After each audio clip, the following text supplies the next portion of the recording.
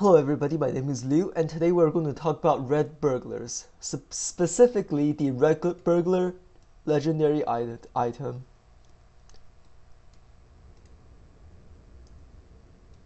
So these two are my red burglar equips. One is a club and another one is a bag. I use a club mainly for the attack speed. This is a hobbit, so I actually get 5% attack damage from clubs. If you're a mankind, I strongly suggest you use a sword for. I strongly suggest you use sword for the burglar's ally.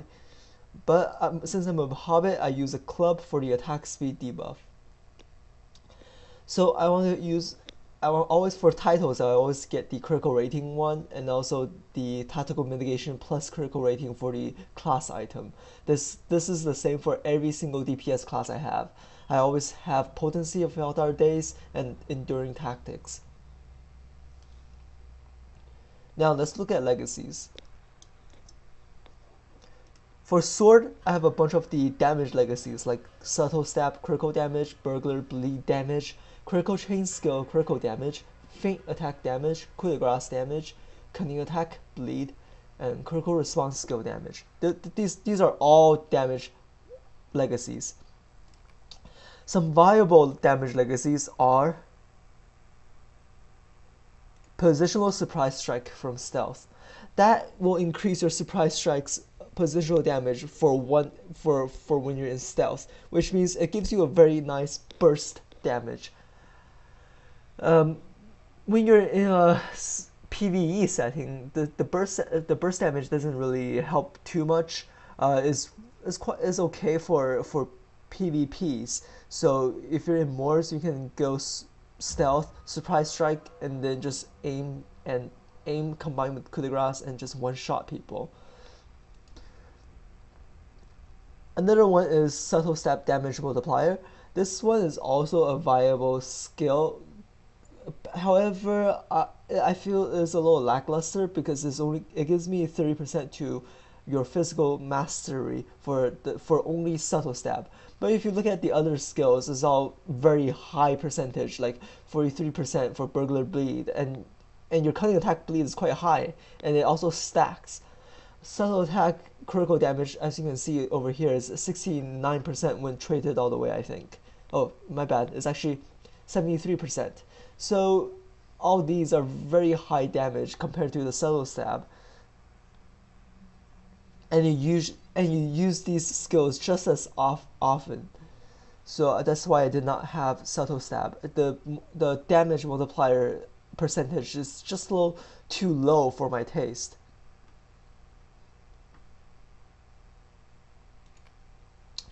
Now let's look at the bag. Same thing, damage legacies. Positional damage, surprise strike, critical multiplier, reveal weakness incoming damage. That one you should always have on every bag, because that will increase your reveal weakness incoming damage debuff. That applies to the damage source. So when you apply this reveal weakness onto another boss or player, this damage source is going to be the one that's increased. Dust in the Eyes mischance. I get Dust in the Eyes mischance just so I can have it just for some CC when I'm in PvE, or it's even good in PvP. Because let's say you have you're 1v1ing two reavers, and you can just use Dust in the Eyes, and that will decrease their output damage by quite a bit, by 30 something percent actually. Let me check, by 34.6%.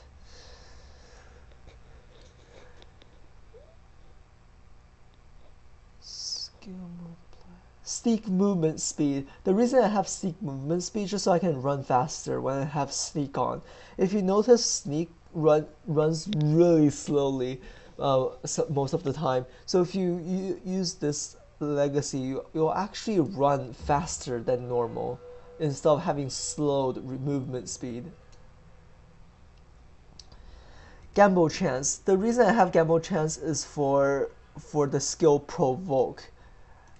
For the skill provoke, I'm able to basically stays a target for maybe 2 seconds, and then let's say this is a PvP setting. I can mid combat I can daze somebody to interrupt their induction, and can daze someone for roughly 2 seconds, so I can move to the back and use a high damaging skill like coup de grace for the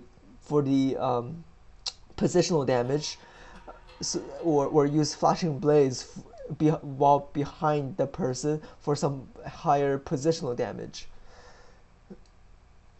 Now let's look at the relics. The relics, oh, I forgot to mention what are the potential ones that you can get. Let's say you don't like gamble chance. Let's say you don't like sneak movement speed. There are some other ones you can also have.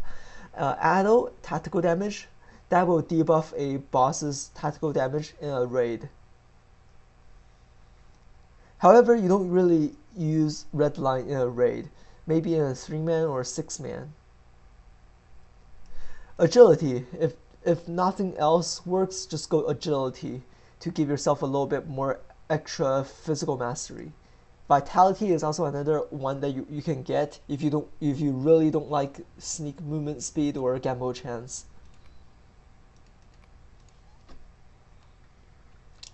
For relics, I have the same thing as all my other DPS classes. Critical rating for the settings. I have vitality for the gym just to make myself a little bit more sturdy. The base combat damage modifier for my sword, and also a physical mastery plus crit for my bag. And for crafted relics, I have the agility type DPS relics. For leveling, you don't really have to level up the incoming healing for the bag, because look at it. If you let's say you use 22 started crystals, the only thing you gain is 2k of incoming heal rating, which isn't that much. So I'm not going to waste 22 started crystals just for this incoming healing for 2k.